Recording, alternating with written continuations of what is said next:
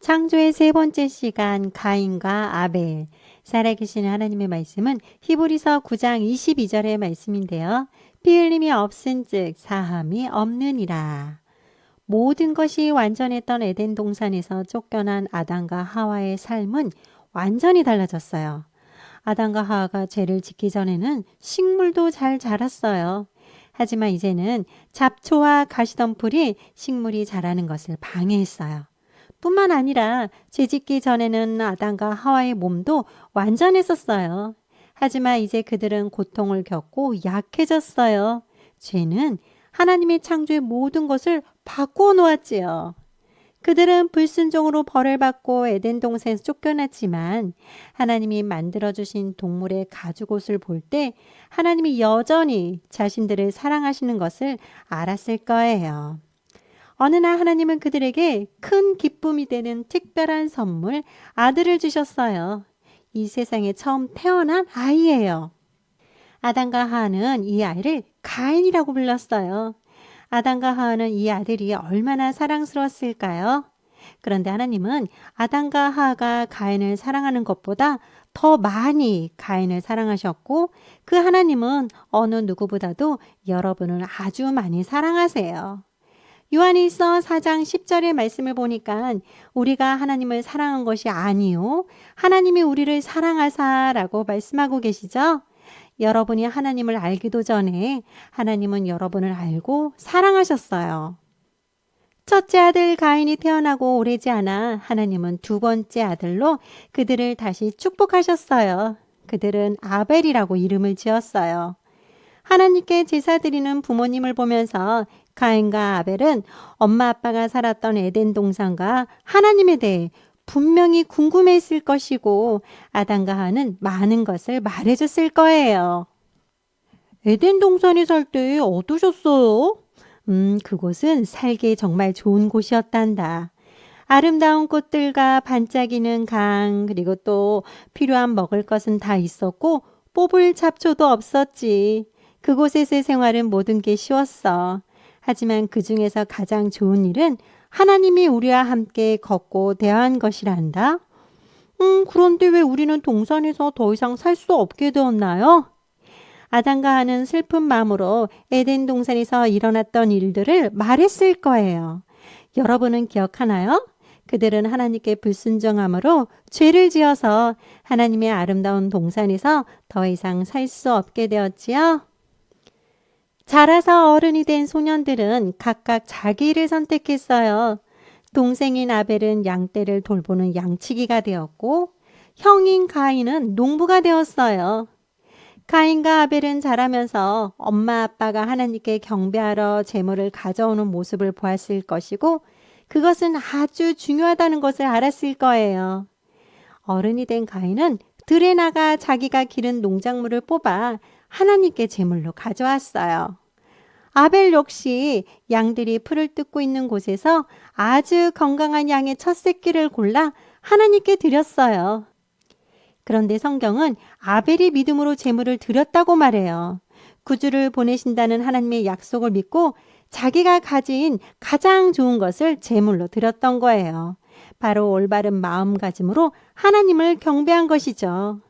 예수 그리스도를 구주로 믿고 있다면 여러분은 올바른 마음으로 하나님께 예배를 드리세요. 하나님은 여러분이 하나님께 드리는 것이나 하나님을 위해 하는 일보다도 여러분의 마음가짐에 더 관심이 많으세요.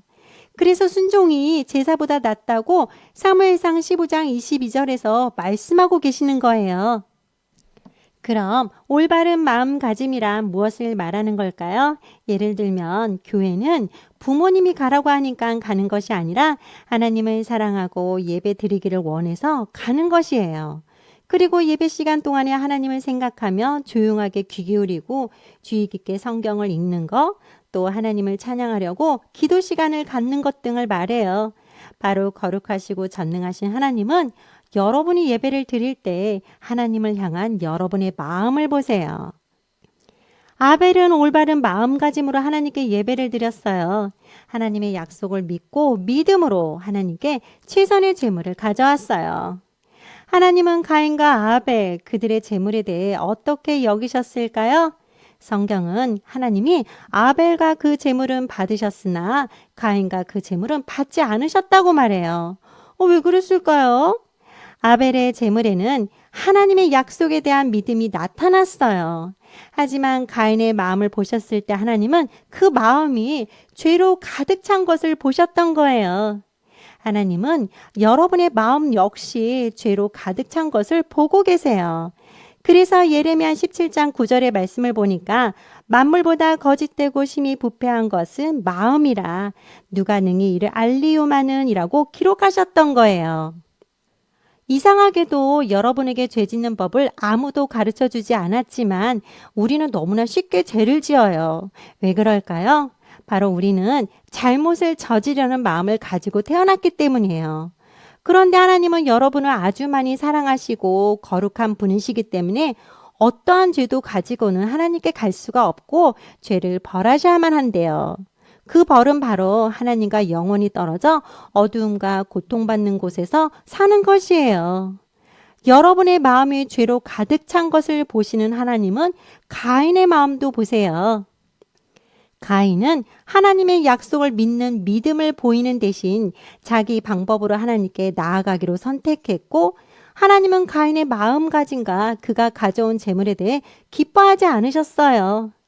가인은 하나님이 아벨의 제물은 받으시고 자기의 제물은 거절하신 것을 보고 마음이 상하고 화가 났어요. 화가 난 가인에게 하나님은 물으셨어요. 왜 화가 났으며 그토록 안색이 변했느냐? 죄가 너를 원하지만 나는 네가 죄를 다스리기를 원한다. 하나님은 가인을 사랑하셨기 때문에 하나님의 방법대로 행할 수 있도록 그에게 두 번째 기회를 주셨어요. 이제 가인은 하나님의 약속을 믿는 믿음으로 오직 하나님의 방법에 따라 하나님께 나와야만 했어요. 그럼 여러분은 어떤가요?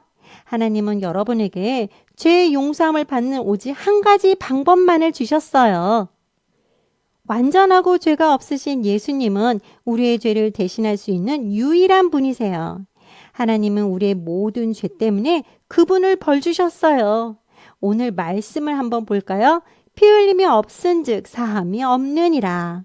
성경시대에서 동물의 제사와 피 흘림은 예수님이 십자가에서 여러분을 위해 하실 일에 대해 알려주는 그림이었어요. 이제 하나님은 더 이상 동물의 피를 요구하지 않으세요. 왜냐하면 하나님의 완전하신 양인 예수님이 우리의 죄를 위한 마지막 제물로서 피 흘려 죽으셨기 때문이에요. 그리고 장사된 지 사흘 만에 다시 살아나셔서 지금은 영원한 하늘나라에 계세요. 예수님은 하나님이 여러분의 죄를 용서받도록 주신 유일한 방법이에요. 여러분이 죄에서 구원받기 위해서는 오직 하나님께서 주신 방법을 따라야 해요. 하나님은 가인에게 두 번째 기회를 주셨지만 거절했어요. 아벨에 대한 가인의 분노와 질투는 계속 커져갔어요. 그러던 어느 날 가인은 하나님의 방법을 거절하고 자기 동생인 아벨을 죽이고 말았어요. 가인이 한 짓을 본 사람은 아무도 없었지만 하나님은 보셨어요. 하나님이 가인에게 말씀하셨어요. 너의 동생이 어디 있느냐? 그가 어디 있는지 나는 모릅니다. 내가 그를 보살피는 사람인가요? 가인은 거짓말을 했어요. 하나님은 가인이 죄를 인정하기를 원하셨지만 가인은 인정하지 않았고 하나님의 사랑과 용서를 거절했어요. 그러자 하나님이 말씀하셨어요. 가인아, 네가 무엇을 했느냐? 네 동생의 피가 땅에서부터 나를 부른다. 지금부터 너의 동생의 피가 흐른 땅은 더 이상 너에게 열매를 맺지 않을 것이다. 힘들어 이래도 적은 농작물만 거둘 것이다. 너는 방랑자가 되고 집이라고 부를 곳이 없을 것이다. 내 벌이 너무 무겁습니다. 내가 떠돌아다니면 나를 본 사람이 내가 누군지 알고 아마 나를 죽일 것입니다. 가인은 억울하다고 외쳤어요. 하나님은 은혜롭게도 사람들이 가인을 해치는 일이 없도록 보호받을 수 있는 일종의 표시를 주셨어요. 친구들, 가인의 삶에 엄청 큰 죄가 들어오고 말았어요.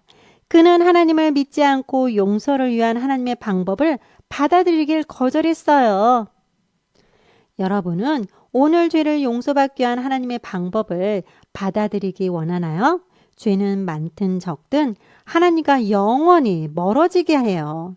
하지만 하나님은 여러분을 사랑하시고 여러분이 용서받을 방법을 마련하셨어요. 여러분의 방법대로 하는 대신 하나님이 말씀하신 방법을 믿고 주 예수님을 구주로 믿으세요. 성경은요, 약속하고 있어요. 이는 그를 믿는 자마다 멸망하지 않고 영생을 얻게 하려 하심이라 라고 말씀하셨지요. 하나님은 여러분을 사랑하셔서 여러분의 죄를 갚기 위해 예수님을 보내셨어요. 그리고 우리 죄를 대신 갚아주셨어요. 이것이 죄 용서를 위한 하나님의 유일한 방법이에요. 오늘 말씀 기억하며 선생님과 함께 기도해요. 순종이 제사보다 낫다고 말씀하신 하나님, 우리는 하나님의 약속에 대한 믿음보다는 죄로 가득 찬 마음으로 예배를 드릴 때가 많았어요. 용서하여 주세요. 이제는 아벨처럼 하나님의 약속에 대한 믿음과 순종으로 예배를 드릴 수 있도록 인도하여 주세요. 예수님의 이름으로 기도합니다. 아멘.